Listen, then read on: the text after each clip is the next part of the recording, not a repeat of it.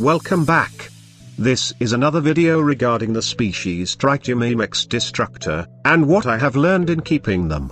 As an ant enthusiast, I prefer to keep my ants on a natural setup. I admit that my setup is not as grand as those made by Mikey on his Ants Canada page. Keeping a planted aquarium needs a lot of dedication, more so than keeping ants. But I was able to manage to grow a mushroom of 2 in my setup. You can choose different containers based on your preference. Like my setup for the Trichomyrmex, I decided to go with an acrylic one. I believe that this is better for their small size and tendency to be escape artists. Trust me, you don't want to release them in your house.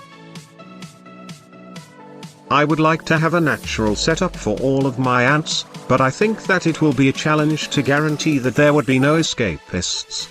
These ants cannot swim like the fire ants, but they can push each other in the water until some are able to reach the other side.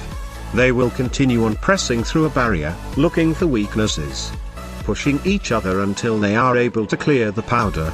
I also observed this when I used a liquid feeder.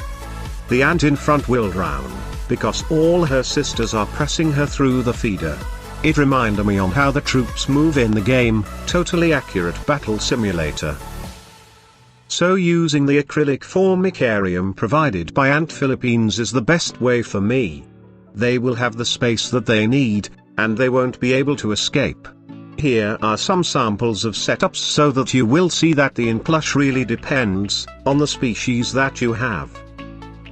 One of the negative things I found out in not keeping ants in a natural setup is how hard it is to prevent them from getting too hot, and keeping them clean.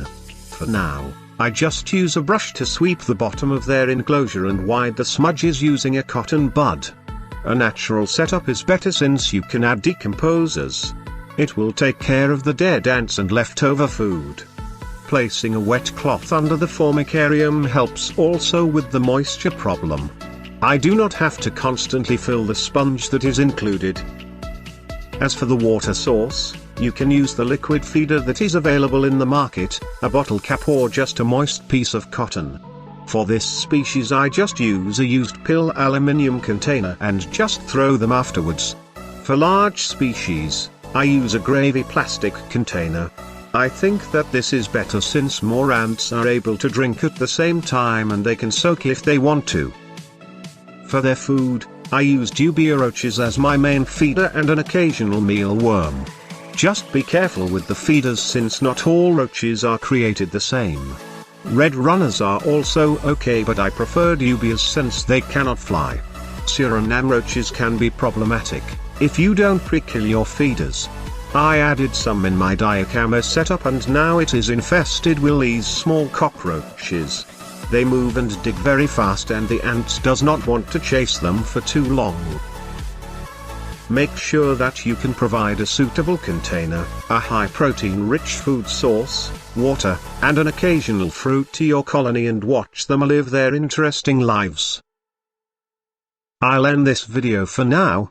By the way, I'd like to thank the people who watched my first 2 videos.